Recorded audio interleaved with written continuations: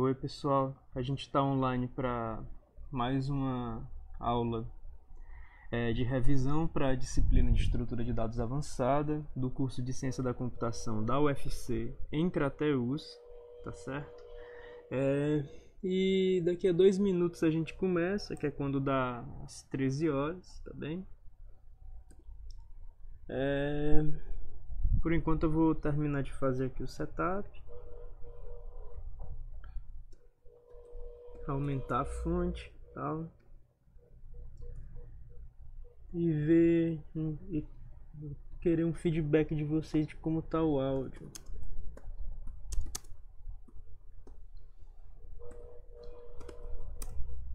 E claro, o chat da transmissão pode não funcionar, então eu vou utilizar o meu celular para acompanhar vocês.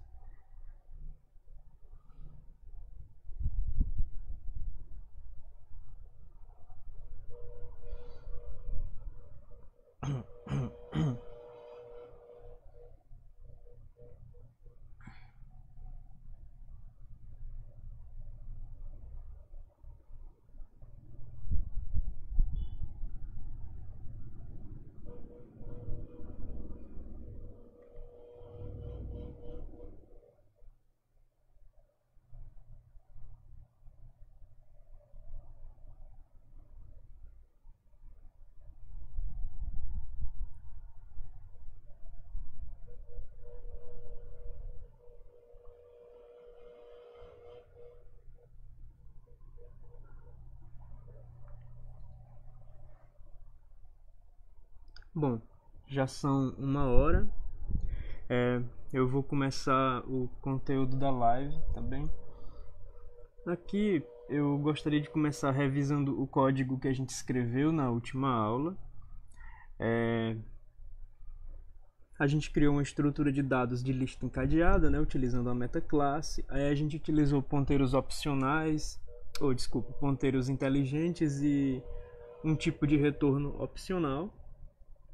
A gente criou uma metaclasse com chaves key e valores vol, linked list. Cada nó dessa metaclasse tem uma chave, um valor e um ponteiro para o próximo nó.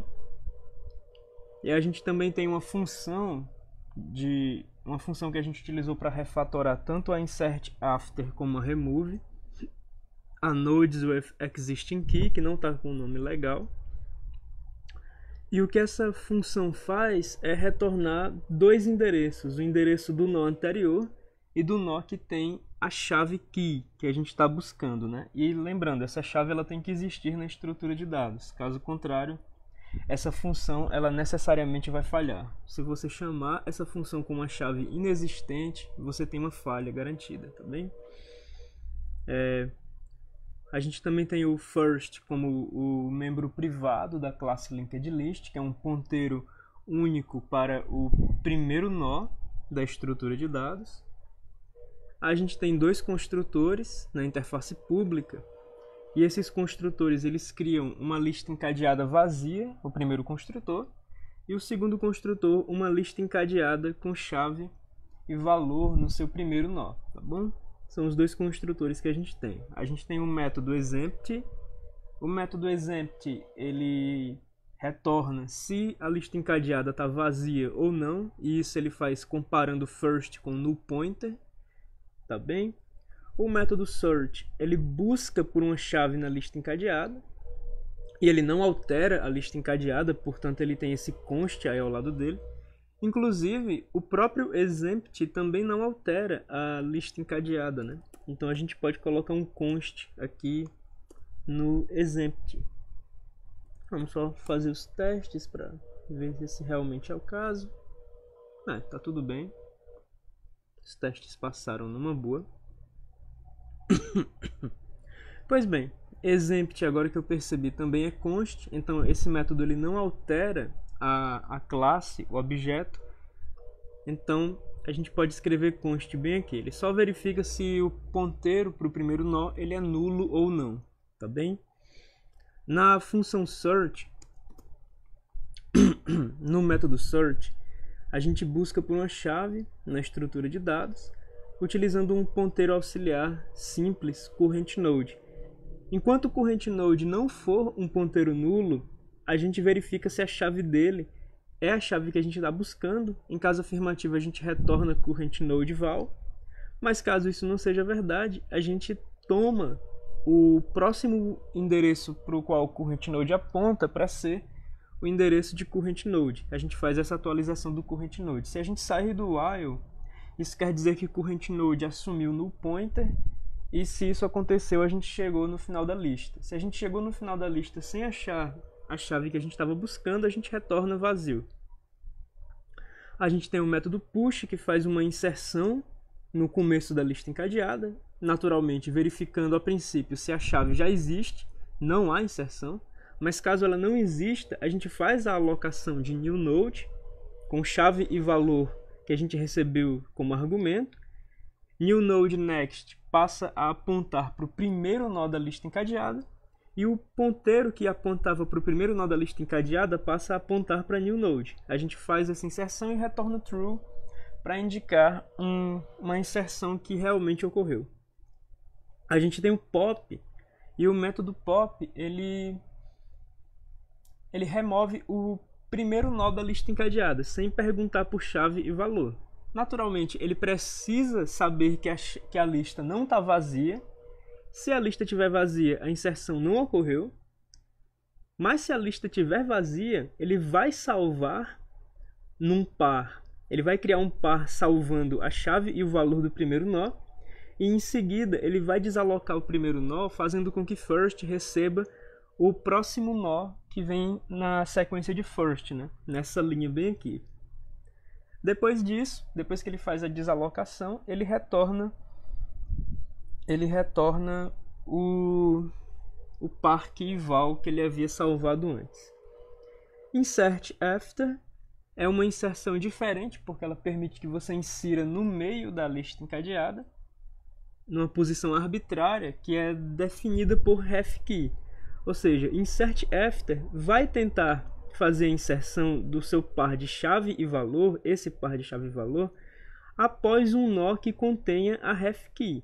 Naturalmente, para que isso ocorra, você vai precisar de algumas condições. Primeiro, a sua chave de referência precisa existir. E segundo, a chave que você está tentando inserir, ela não pode existir.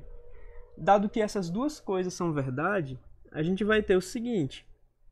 A gente cria um novo nó, new node com chave e valor. E o que a gente faz é a chamada para nodes with existing key, procurando pela chave de referência. E utilizando essa chave de referência, a gente ganha dois ponteiros, o previous node e o current node. O previous a gente não vai utilizar, a gente só precisa do current node, que tem a ref key, e a gente faz essa atualização. Primeiro que o new node next, ele vai receber o current node next. Ou seja, o que vinha depois do current node vai passar a vir depois do new node. E em seguida, a gente põe para o new node vir depois do current node. A gente faz a inserção do new node logo após o current node, que é quem tem a ref key, tá bom? Bom, aqui a gente está retornando verdadeiro porque a inserção aconteceu, mas caso uma das condições do if não seja verdade, ou seja, pode ser que a ref key não exista e aí a gente não tem como saber onde vai ocorrer a inserção. Ou pode ser que a chave que a gente está tentando inserir já exista. Nessas duas situações a gente retorna falso. Tá bom? Bem aqui no else. O último método, e eu fiz uma alteração bem leve no remove. O último método é o remove. E novamente, você só pode deletar um nó, uma chave e valor, se a chave existe na estrutura de dados. Então a primeira coisa que a gente faz é buscar pela chave na estrutura de dados. Se a gente encontra a chave na estrutura de dados, a gente vai pegar duas referências de nó.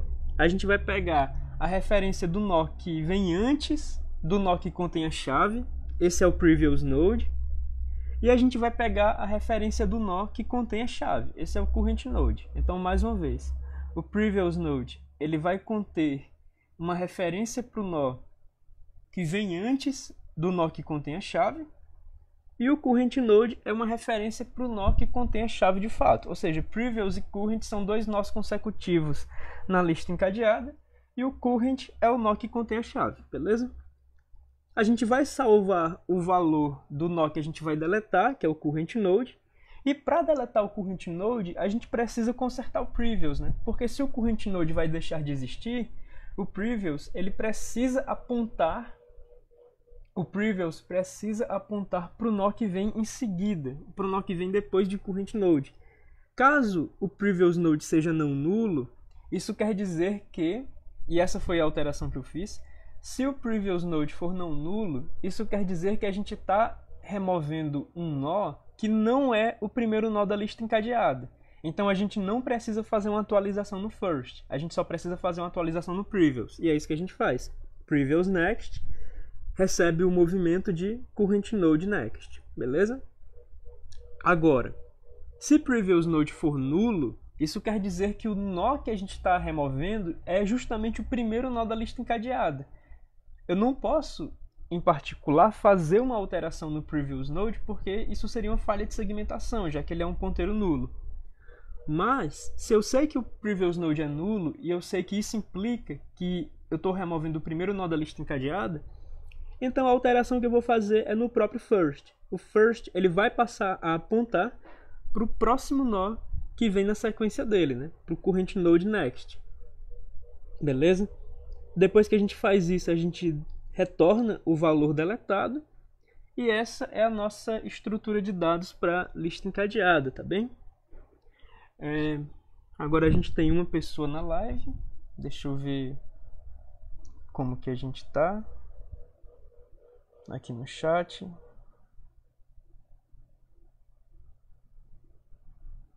Tá, nenhum comentário. Bom, eu espero que o áudio esteja bem, tá certo?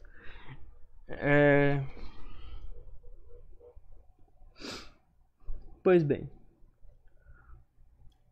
Agora que a gente tem a remove, agora que a gente tem a lista encadeada, a gente pode criar uma classe derivada da lista encadeada. A gente poderia, por exemplo, criar uma pilha a partir da lista encadeada. E é isso que eu vou fazer, tá bem? Eu vou começar a implementação de uma pilha baseado nessa lista encadeada, certo? Então eu vou colocar bem aqui.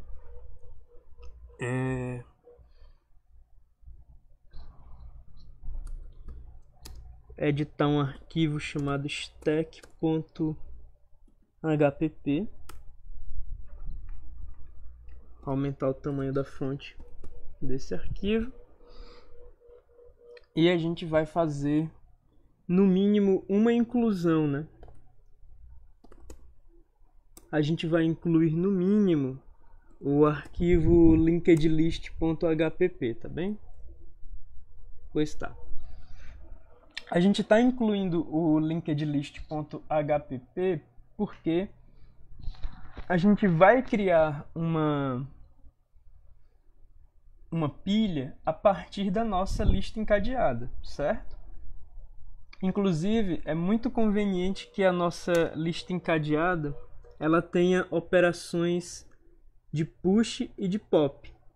Ela tem uma operação de push para a gente fazer inserção na lista encadeada no começo dela, e a gente tem um pop que eu já perdi de vista. Tá aqui o pop.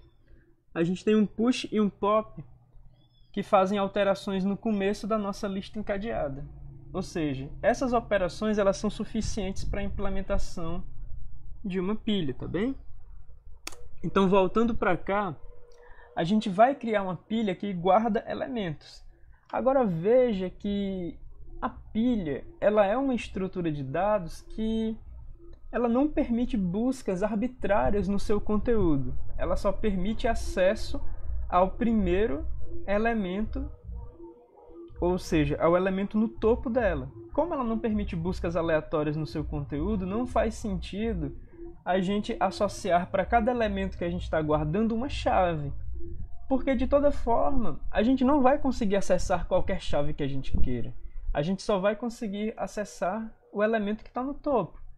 Então, não faz muito sentido a pilha ser uma estrutura de dados indexada, né? Não faz muito sentido ela ter um índice de chaves para a gente fazer busca, inserção ou remoção nela. Ela é uma estrutura de dados puramente sequencial, né? Ela implementa aquele conceito FIFO, né? O primeiro que entra é o primeiro que sai, o first in, first out. Na verdade não, isso é fila.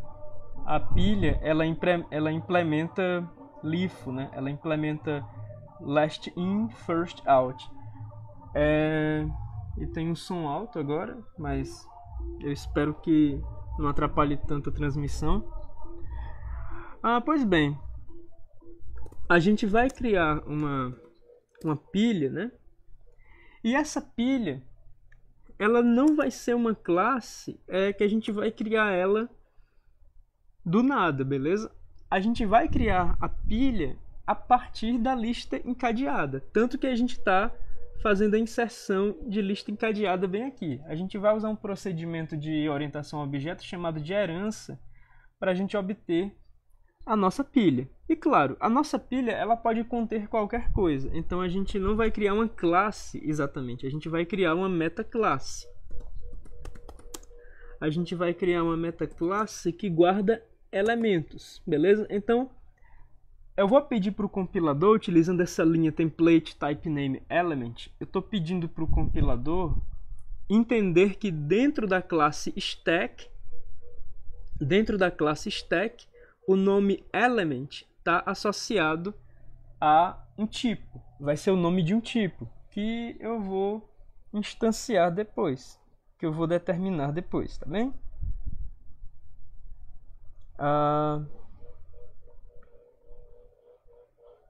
Deixa eu ver como é que tá aqui. A gente tem o Vitor confirmando que o áudio tá tranquilo. Beleza, Vitor. E o que a gente vai fazer? A gente vai fazer uma herança a partir da lista encadeada. Então a gente vai colocar 2 pontos aqui para dizer que a gente vai estar fazendo essa herança, né? Ou seja, a classe stack ela vai ser subclasse da classe que a gente vai indicar aqui nos 2 pontos. E essa classe é a linked list. E olha só, a linked list ela tem chave e valor. Como não existe muito sentido da gente ter chaves e valores, eu vou preferir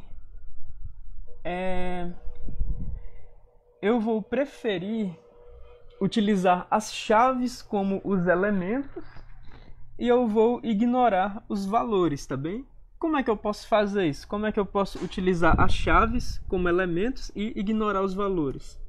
Bom, eu vou herdar a linked list tendo chaves os meus elementos e no lugar de ter valores eu vou ter um tipo bem simples que a gente até usou numa aula anterior. Eu vou passar os meus valores como sendo ponteiros nulos, beleza? Para não gastar memória. Isso quer dizer o quê? Isso quer dizer que os elementos da nossa pilha, eles vão ser chaves na nossa lista encadeada e os valores, eles sempre serão ponteiros nulos, tá bem? Os valores, eles sempre serão ponteiros nulos. Bem aqui, a gente vai permitir que a nossa pilha ela tenha um construtor para uma pilha vazia. Deixa eu ver como é que vocês estão aqui no chat. Por enquanto tá ok o chat. Tudo tranquilo. Pois bem, a gente vai começar definindo a interface pública da pilha, tá bem? E definir a interface pública da pilha vai ser... A gente vai começar a fazer isso pelos construtores. A gente vai ter um construtor de pilha vazia, certo? E esse construtor de pilha vazia, ele vai chamar o construtor da... Ah, cara, eu acho que é bom eu ter um... Eu acho que é interessante eu ter um alias, para não ficar digitando element std no pointer o tempo todo. Eu vou criar um elemento privado aqui na classe, porque senão eu vou ter que ficar digitando muito, tá? O que eu vou criar de elemento privado é o seguinte, using list. Esse vai ser o nome que eu vou estar, a abreviação que eu vou estar fazendo de linked list element std no pointer. Isso aqui eu vou dizer que é linked list element std no pointer t, tá bom? Tá, agora que eu tenho esse sinônimo, né? Agora que eu tenho esse sinônimo, que linked list std no pointer, quer dizer, que linked list element std no pointer t, eu vou simplesmente poder escrever list. Eu vou poder utilizar essa palavra aqui, list, como sendo um sinônimo para tudo isso aqui que vem depois do igual. Eu não vou ficar digitando isso o tempo todo durante a minha classe, né? Então, bem aqui no stack, eu vou chamar, nesse construtor, eu vou estar chamando o construtor da superclasse. Como eu só tenho uma superclasse, isso é bem tranquilo. Eu vou chamar aqui o construtor da list vazio, tá bem? Estou chamando aqui o construtor da list vazio e não tem muito mais o que eu precise fazer. Esse construtor ele já está bem definido. Inclusive, agora que a gente tem um construtor, é interessante que a gente comece a instanciar essa classe para a gente ver ela funcionando direitinho. Então eu vou criar, na verdade, além de criar, eu vou alterar o makefile. Eu vou alterar o makefile para no final aqui da lista de cabeçalhos a gente ter o stack.hpp. Agora o nosso makefile está ciente da existência do stack.hpp, tá bom? E claro, além disso, eu vou estar criando um arquivo chamado stack_test.cpp. Eu coloquei ponto e vírgula. stack_test.cpp. Aumentar aqui a fonte. E aqui a gente, como esse é um arquivo de testes, a gente vai ter no mínimo duas inclusões. O cassert e também o cabeçalho que a gente vai estar testando, né? No nosso caso é o stack.hpp, beleza? A gente está com esses dois aí, o cassert para fazer as assertions que a gente vai testar e o stack.hpp, que é quem contém a definição da classe que a gente vai estar testando. Aí a gente vai ter um programinha para fazer esses testes para a gente vai ter uma main, beleza? E eu vou começar alocando uma pilha, né? Já que agora eu tenho um construtor. Stack. Eu vou alocar uma pilha de inteiros. Stack int stk vazio. E eu vou estar retornando 0. Beleza? Vou estar retornando 0 e vou rodar os testes. Pronto. Por enquanto não houve falhas, os testes estão rodando numa boa, tá bem? Quer dizer, não existe nenhum teste aqui, eu só instanciei a pilha, né? Eu instanciei uma pilha de inteiros, não existe um teste sendo feito. Pois bem, isso quer dizer que até agora a nossa classe ela tá indo bem, mas não tinha como ela ir muito mal, né? Nesse momento, a gente só está fazendo uma instanciação. De toda forma, a gente vai fazer o seguinte agora. A gente vai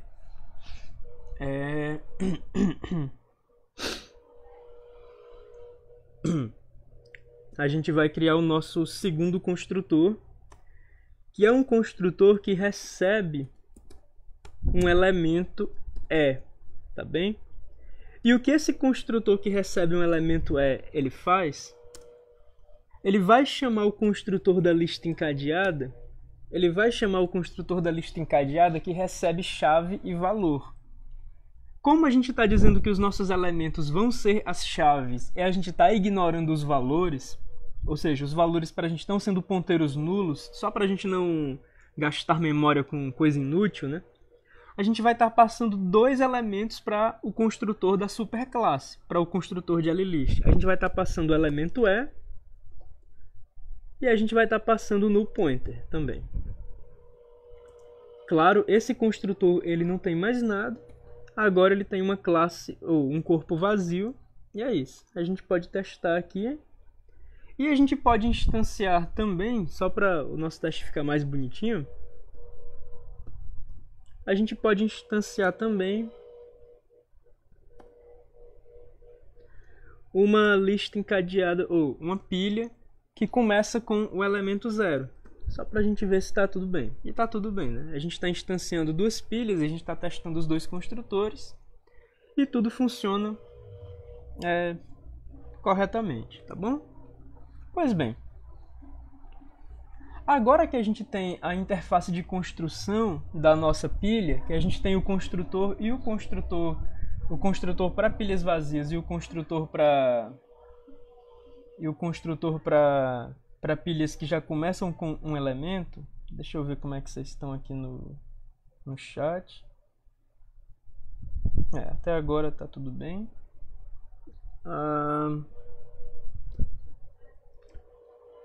Tá bom. Agora tá funcionando o chat. Pois bem. A gente vai precisar criar aquelas operações de push, de pop, que existem para lista, ou que existem para pilha, né? A pilha tem duas operações. A inserção a gente chama de push, a remoção a gente chama de pop. E é muito conveniente que a nossa lista encadeada ela já tenha as operações de push e de pop. A nossa lista encadeada já tem as operações de push e de pop. Mas tem um problema. Uma pilha não se importa das... cara, mas é a chave, né? Uma pilha não se importa de ter elementos repetidos. E a nossa operação de push, ela se importa. A nossa operação de push, ela busca por elementos repetidos na pilha antes de permitir a inserção. Tá bem? Eu não tinha reparado nisso.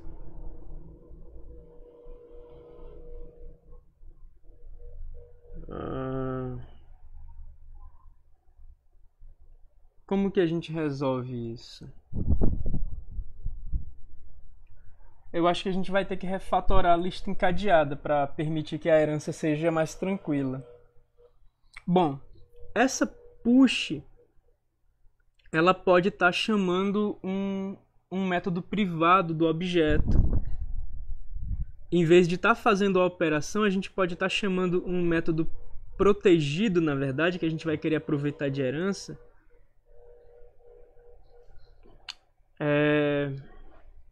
Para a gente permitir repetição de elementos na pilha.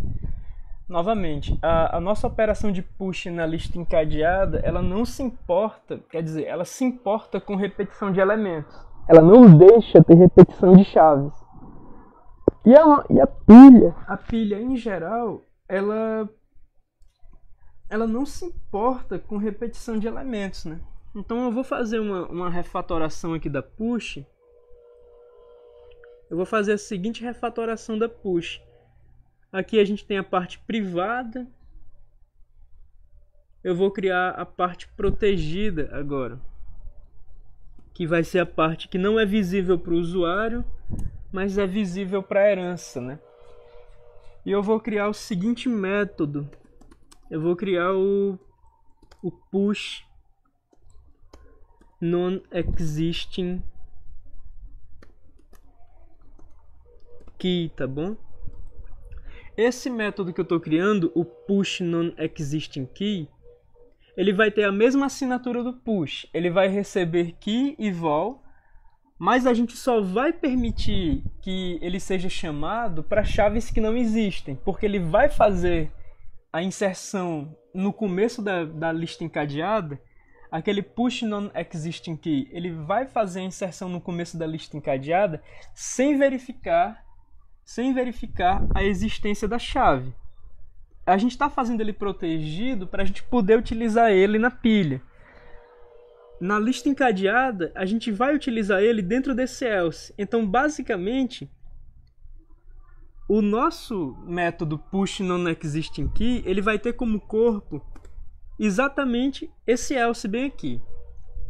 Tá bom? Mas vamos só colocar a assinatura dele aqui, que ele vai receber uma chave e ele vai receber um valor, tá bem? Ele vai receber uma chave e um valor, e o que ele vai fazer? Ele com certeza vai fazer essa inserção. O que ele vai fazer é o conteúdo dessas 3 linhas bem aqui. Ele vai criar um novo nó, porque ele sabe que a inserção vai acontecer, e ele vai fazer essa alteração. O novo nó passa a ser o primeiro da lista com essas 2 operações bem aqui. Então essas 3 coisas a gente vai estar cortando daqui e vai estar colando no corpo do nosso nó, do nosso push non-existing key. O que acontece agora é o seguinte: esse push non-existing key, ele vai ser chamado justamente no else do push. Bem aqui é onde ele vai ser chamado. Ou seja, a gente vai estar de fato inserindo chave e valor. Aqui a gente sabe que a inserção está acontecendo. Então agora a gente vai fazer o teste, mas é o teste da lista encadeada, que a gente fez uma alteração na lista encadeada, né? E a lista encadeada funciona normalmente com essa refatoração que a gente fez, beleza? Lembrando, a gente tinha uma sequência de testes para a lista encadeada que a gente fez na aula anterior. A gente fez uma refatoração nessa aula da lista encadeada para poder implementar mais facilmente a pilha. Essa refatoração que a gente fez, a gente acabou de verificar que ela não afeta os testes que a gente tinha desenvolvido na aula anterior. Todos eles passaram numa boa, né? Tanto é que a gente tem esse texto aqui. Os testes passaram numa boa. Bem, agora que a gente tem isso, essa push non-existing key, essa push non-existing key, ela é um método privado, desculpa, ela é um método protegido. Como ela é um método protegido, esse código ele é visível para subclasses. Ou seja, quem herda da linked list não consegue ver os métodos privados, mas consegue ver os métodos protegidos, tá bem? Como esse push non-existing key ele é um método protegido, a gente vai conseguir utilizar ele na nossa stack. A gente viu que os testes passaram para a lista encadeada, e agora a gente vai utilizar esse push non-existing key na nossa pilha. Então bem aqui a gente vai construir o método push da nossa pilha, né? Lembrando que o método push da nossa pilha ele nunca falha, ele sempre faz a inserção. Então push, a gente vai estar colocando bem aqui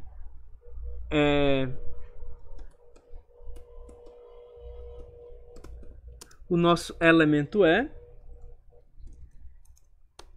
e o que o método push vai estar fazendo, já que ele nunca falha, é chamar o método protegido da superclasse. Ele vai estar chamando list, dois pontos, esse método bem aqui, push non-existing key. Ele vai estar chamando esse cara. Novamente, né? A nossa pilha, ela está guardando os elementos dela no campo chave da lista encadeada. E o campo valor a gente está inutilizando. Então, bem aqui a gente vai ter o seguinte. A gente vai estar passando como chave o nosso elemento E. E como valor, a gente vai estar passando no pointer. Já que a gente não quer gastar memória com uma coisa que a gente não vai utilizar, tá bom? Vamos compilar aqui para ver se está tudo bem. Tudo certo. E agora a gente vai para o nosso arquivo stack test e a gente vai fazer o nosso primeiro push numa das pilhas. Eu vou ignorar essa pilha, a gente já viu que o construtor está funcionando bem. Agora eu vou fazer o seguinte, stk.push. O autocompletar não está entendendo ainda o que está acontecendo. stk.push, eu vou estar inserindo o elemento 3. Pois bem, acabei de salvar, compilar bem aqui, tudo funcionando direitinho, tá bom?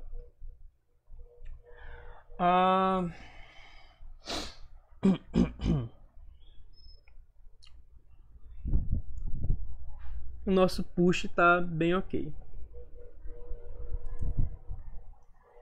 O nosso pop, ele é mais simples, porque a gente não precisa implementar o pop. Por que a gente não vai precisar implementar o pop? Se a gente vier aqui no código da lista encadeada, você vai perceber que o pop... não, na verdade a gente vai precisar de uma alteraçãozinha no pop, sim. Não, a gente não vai precisar alterar o pop da lista encadeada, mas a gente não pode simplesmente reutilizar o pop dela. A gente precisa encapsular esse pop num pop de pilha mesmo. Perceba que ele não tem nenhum problema em relação à repetição de elementos, afinal ele está só removendo o primeiro elemento da pilha, né? O elemento do topo da pilha. Ele simplesmente verifica se a pilha é vazia. Se ela for vazia, ele não vai ter muito que possa ser feito, né? Mas se não for vazia,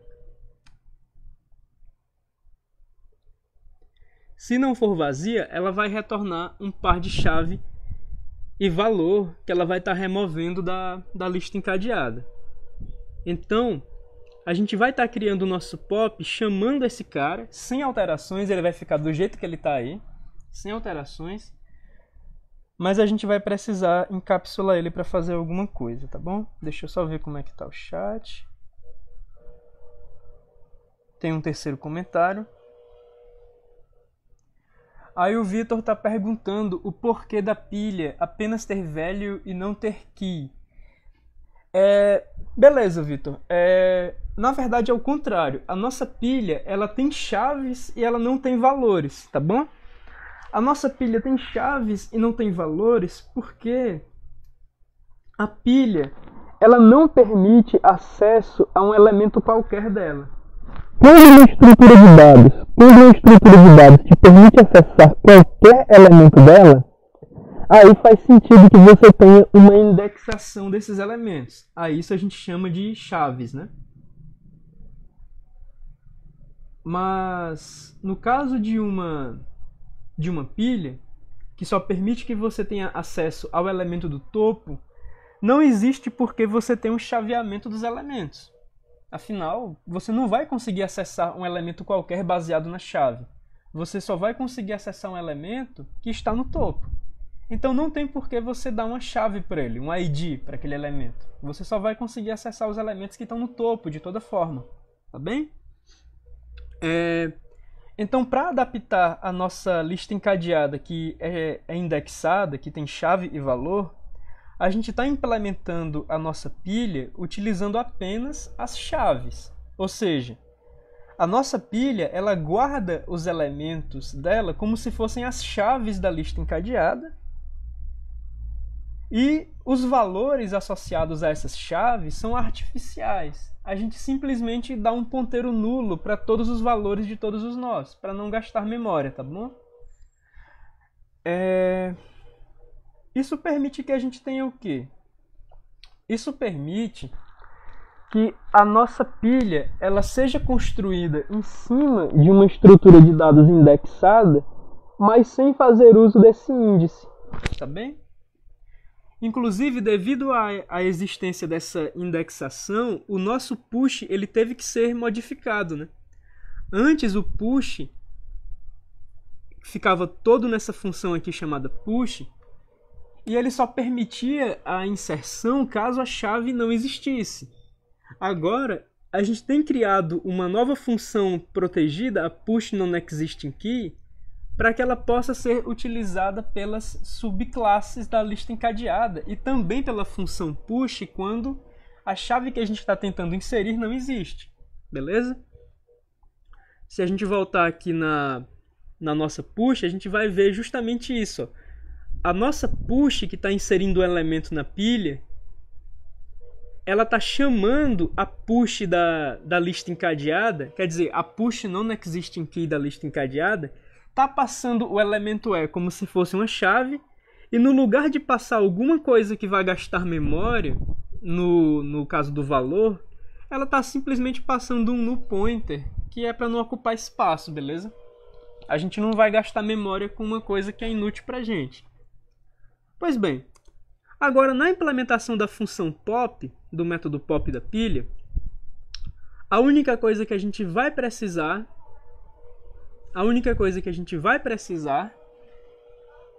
é encapsular uma chamada desse cara para fazer uma conversão de um par de chave e valor no retorno para simplesmente um elemento.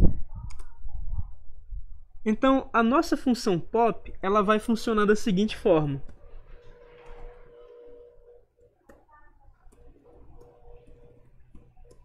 A nossa função pop ela vai retornar opcionalmente um elemento, beleza? Quando é que ela vai retornar um elemento? A nossa função pop ela vai retornar um elemento quando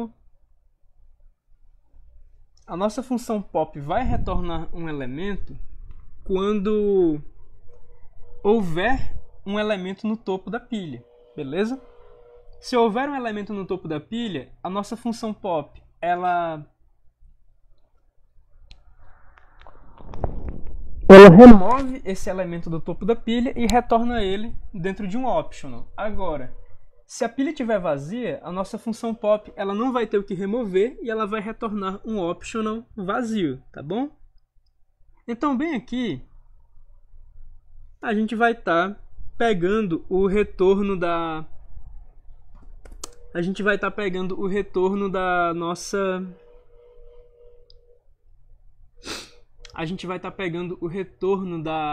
chamada da pop da lista encadeada. Então a gente vai fazer uma chamada para a lista encadeada, mas a gente vai dar um nome para essa variável. Vai ser isso aqui vai ser utilizado como um booleano também, no fim das contas. Então eu vou colocar aqui como has removed, ou seja, tem removido. E como é que a gente vai receber esse retorno? Isso aqui vai ser list, pop. Ou seja, esse has removed, ele é o resultado de chamar a pop da lista encadeada, tá bom? Ele está chamando a pop da lista encadeada. Agora a gente vai fazer uma pergunta para ele. Se a remoção ocorreu realmente, if has removed, então a gente vai retornar o primeiro elemento desse par, né? Esse é um par de chave e valor. Pelo retorno de pop, esse é um par de chave e valor. E os nossos elementos da pilha, eles estão guardados como sendo as chaves. Como a gente está retornando um par de chave e valor, dentro desse optional, a gente vai ter que o nosso elemento em questão é o primeiro elemento do par. Então a gente vai estar retornando return. A gente vai estar acessando o conteúdo do optional, beleza? acessando o conteúdo do optional, a gente vai estar pegando a primeira coisa dentro dele, beleza? Na verdade eu não tenho certeza se a sintaxe é essa. Bom, para ter certeza, eu vou colocar uns parênteses bem aqui. ys, tio, ponto, parêntese. Tá, agora com certeza isso funciona. A gente está acessando o conteúdo do optional has removed. Isso aqui, o has removed, ele é um optional.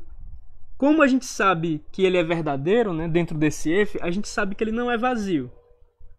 Se ele não é vazio, esse asterisco has removed, ele é o conteúdo do optional, que é um par. E a gente está interessado no primeiro elemento do par. Então é ponto first bem aqui.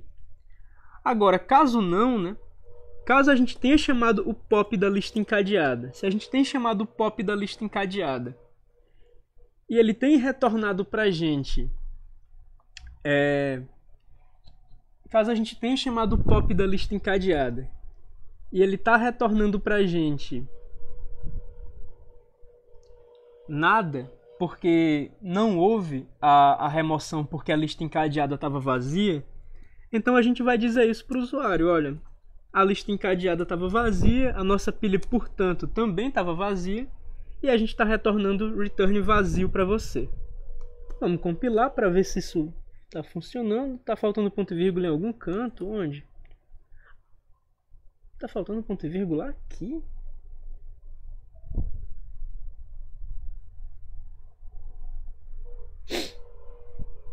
Ah, cara, aqui ele não sabe o que é um optional. Pera aí. Deixa eu chamar então aqui. Sharp include optional. Tá, agora ele deve estar sabendo o que é um optional.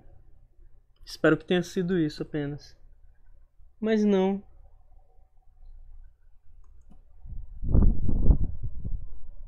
Element pop.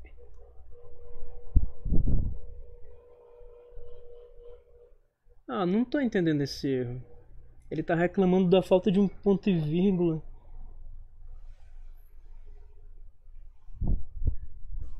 Stack HPP expected ponto e vírgula at end of member declaration. Por quê? As outras não exigem que tenha e essa exige que tenha?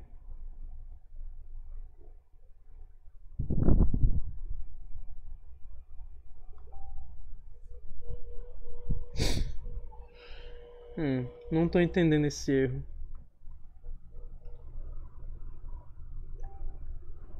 Deixa eu fechar o Emacs porque eu acho que o autocompletar também não tá ajudando. Stack.hpp. Não, mas é isso mesmo. Ctrl X, Ctrl 0 mais.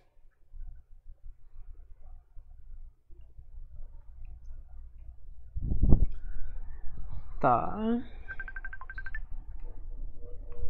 O que é isso? Uma ligação? Eita. Fizeram uma ligação pra mim, cara. Como assim?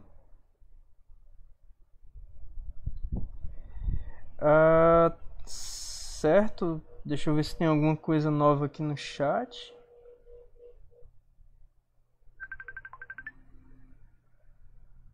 Parênteses na função pop. Oh, verdade, Vitor. Obrigado. Totalmente correto. Tá faltando colocar um par de parênteses bem aqui. Valeu, cara. Valeu. Tá faltando os parênteses na função pop, né? Agora não tá mais. Obrigado, Vitor. Eu tinha vacilado total aqui. Vamos ver se tá tudo bem agora. Ah, eu rodei um comando bizonho. Deixa eu rodar o comando certo. Ah, agora ele vai testar tudo, né? Que eu deletei os .o, ele tá fazendo todos os testes possíveis. Tá. Eu só quero ver alguns testes ainda. Tá, stack test está funcionando bem agora. Valeu. De fato, Vitor, tava faltando os parênteses na função pop. Obrigadão, cara. Agora tá tudo certo, né? A gente tem a nossa função pop. Vamos só recapitular ela, então. A nossa função pop, ela tá removendo um elemento da pilha, né? E ela não tá removendo isso por si só. Ela tá chamando a hasRemoved para fazer essa remoção. Aí a gente salva o retorno da hasRemoved, beleza? E o que a gente faz? A gente pega esse retorno da hasRemoved e a gente faz a seguinte pergunta: esse retorno, ele foi vazio ou não foi vazio? Se esse retorno não tiver sido vazio, se a função pop realmente removeu um elemento do topo da pilha, então a gente faz a referência para o conteúdo do optional, que é o que está dentro desse parêntese, né? A gente está referenciando o conteúdo do optional, e dentro desse optional a gente vai ter um par de chave e valor. Como os nossos elementos estão nas chaves, então a gente vai estar retornando o primeiro elemento do par, que é uma chave, né? Ponto first.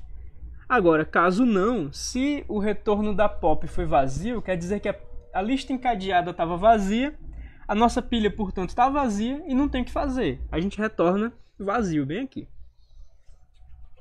Então a gente tem implementado as duas operações que são importantes para a pilha, né? A push e a pop. Mas a gente precisa resolver... e claro, a gente precisa testar também. Então vamos chamar aqui o nosso arquivo de teste e vamos rodar uns testes aqui, tá bom? Deixa eu ver como é que vocês estão no chat.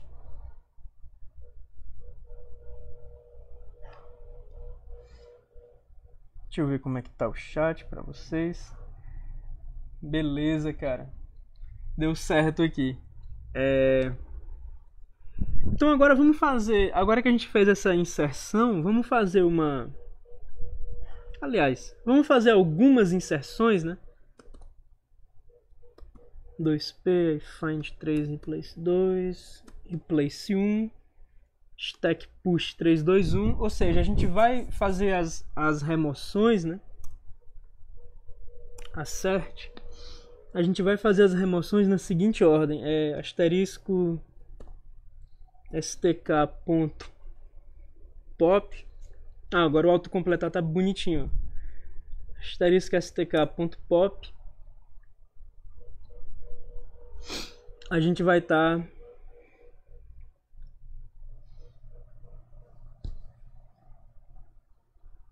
asterisco stk.pop. A gente vai estar comparando esse retorno aqui com o 1, beleza? Aí copiar e colar duas vezes. Aí agora mais dois retornos, né? Aí aqui é o 2 e por último é o 3. Vamos ver se os nossos testes passam. Ó, tudo funcionando direitinho. Ó.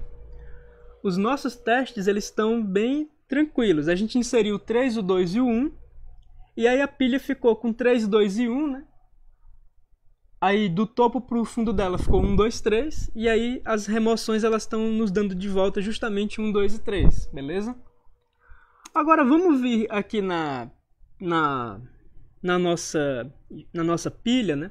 A interface da nossa pilha está completa. Ela tem um construtor vazio. Ela tem um construtor, se você quiser instanciar ela logo com um elemento, né?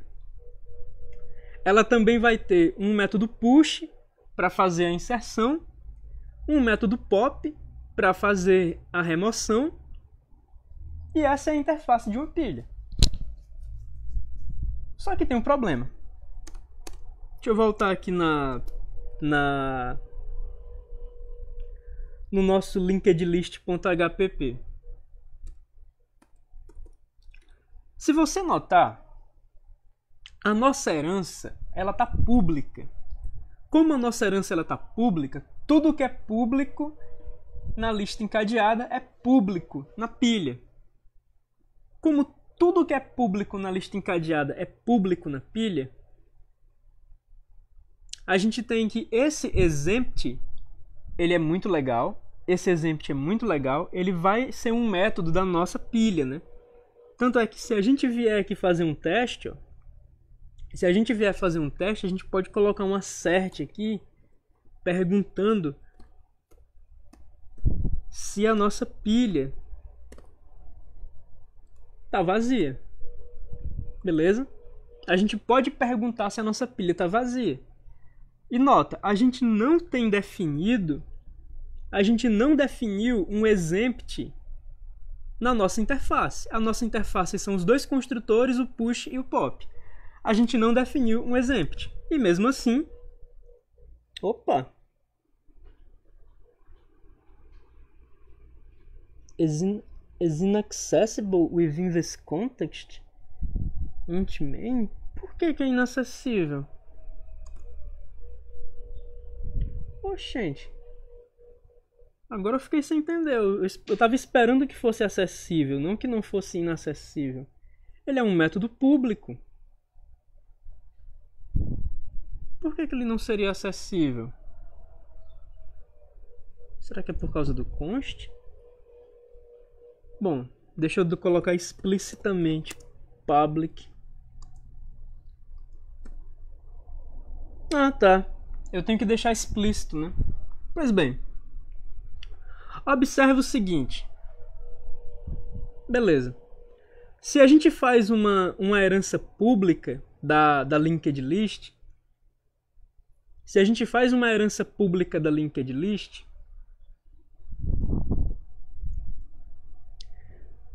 a gente tem acesso... Se a gente faz uma herança pública da linked list, a gente tem acesso a coisas da linked list dentro da pilha, como foi o caso do exempt. A gente conseguiu acessar a função exempt, que é muito útil para a gente, né, saber se a pilha está vazia, porque essa função ela está definida na lista encadeada. Ela não está definida na pilha. A nossa interface da pilha é o push, o pop e os dois construtores. Mas como a gente está fazendo herança pública, a gente consegue ter acesso a exempt. Mas uma coisa que é notável é que a gente não quer ter acesso a todos os métodos públicos da nossa lista encadeada. A gente não gostaria de ter acesso. A gente não quer ter acesso a search. A gente não quer ter acesso a insert after. E a gente não quer ter acesso a remove. Como a gente não quer ter acesso a remove, a insert after e a search, a gente não pode ter uma herança pública, porque na herança pública a gente consegue ter acesso a tudo que é público na superclasse, como se fosse público na subclasse. Na verdade, a gente quer restringir esse acesso.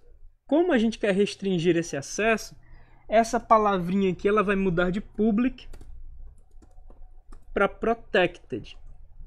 E o que está acontecendo aqui de public para protected é o seguinte: tudo que for público na lista encadeada vai ser apenas privado.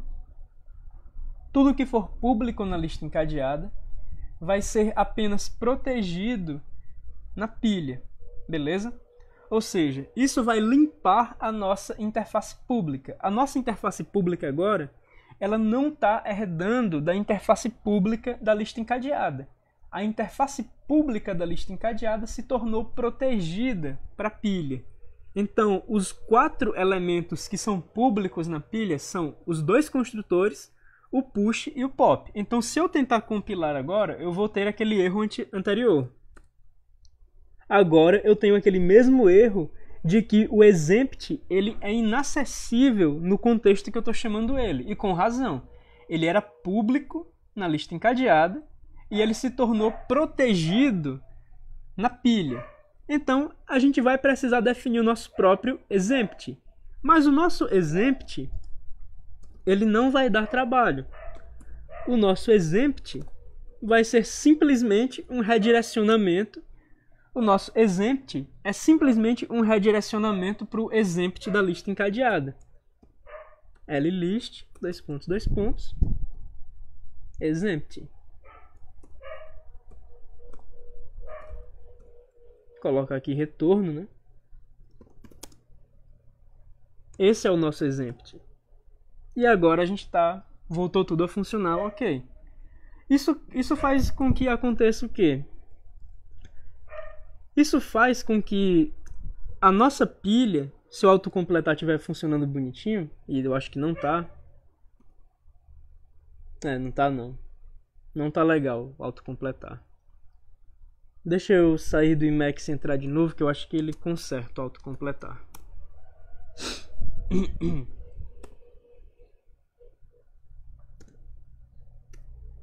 Ctrl X, Ctrl 0 aumenta a fonte.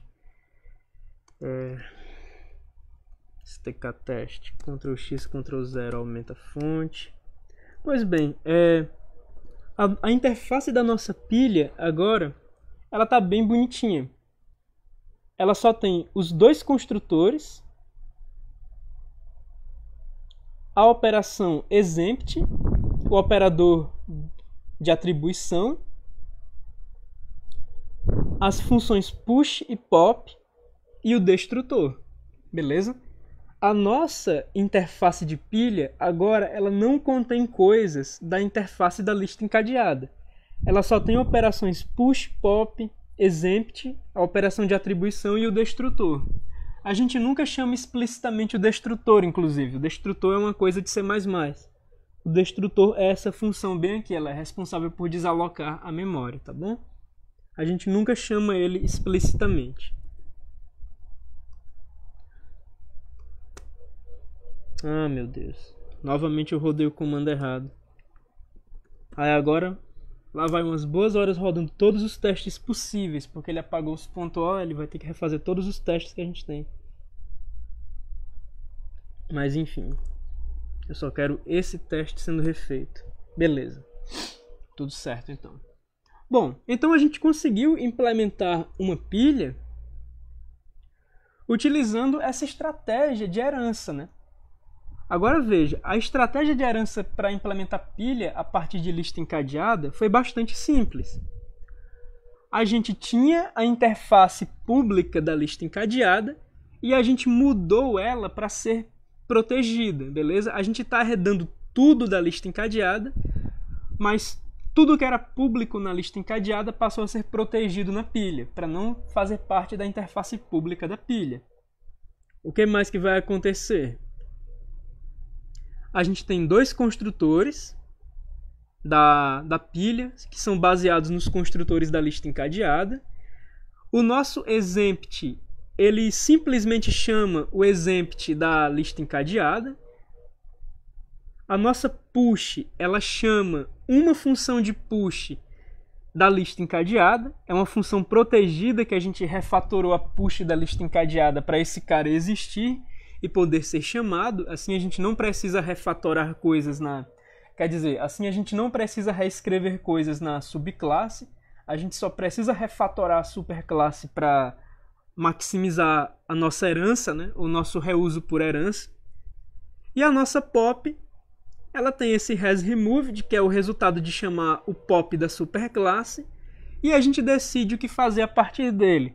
Se de fato a remoção ocorreu, a gente retorna o primeiro elemento do par, que é a chave, dentro desse par de chave valor, já que o nosso valor é sempre null pointer aqui, então não faz muito sentido se preocupar com ele. Mas caso a remoção não tenha acontecido, a gente retorna vazio, tá bom? Então hoje a gente conseguiu implementar uma classe pilha a partir de uma classe lista encadeada via herança. Inclusive, só para a gente fazer uma comparação, o nosso código tem 29 linhas, a nossa pilha tem 29 linhas, e se a gente for comparar isso com a lista encadeada, a lista encadeada tem 113 linhas, tá bem? A lista encadeada tem 113 linhas, ela está fornecendo o código-fonte para a pilha, e a nossa pilha, que praticamente não está implementando nada, está só organizando as chamadas para as coisas da lista encadeada, a nossa pilha tem 29 linhas. Então esse é o poder de você fazer herança. Você vai conseguir manusear as coisas com um reuso muito forte se as coisas que você está fazendo herança, se a subclasse e a superclasse que você está pretendendo determinar dessa forma, se elas têm uma relação natural entre si. É o caso de pilha e lista encadeada. Uma pilha digamos, uma pilha é uma especialização de lista encadeada, tá bem? Eu vou ver se vocês estão com dúvida no chat quanto ao que a gente fez aqui na aula de hoje. Deixa eu ver como é que tá o chat. O Vitor, eu acho que ele é a única pessoa assistindo a live e ele não tem nenhuma dúvida. Aparentemente não tem dúvida. Então eu vou dar um tempo aqui, eu vou colocar as coisas no Facebook. Olha, o cara me mandou uma ligação mesmo, pode crer. Tá aqui ele. Ah, cara, era pra me avisar a questão lá era pra me avisar a coisa dos parênteses faltando, né? Mas deu certo, Vitor, que bom. Que bom que deu certo, cara. E valeu pela ajuda aí. Senão eu ia passar um tempão tentando caçar isso sem saber o que era. Bom, eu vou dar um tempo aqui. Eu vou aproveitar para inserir os arquivos que a gente criou no Facebook, né? Eu vou estar inserindo esses arquivos. E nesse meio tempo, você pode aproveitar para me perguntar alguma coisa que tenha ficado ou não. Deixa eu colocar aqui o arquivo.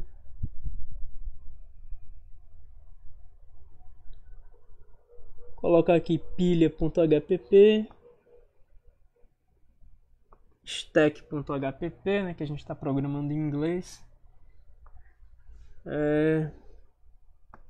Vou colocar também o stacktest.cpp.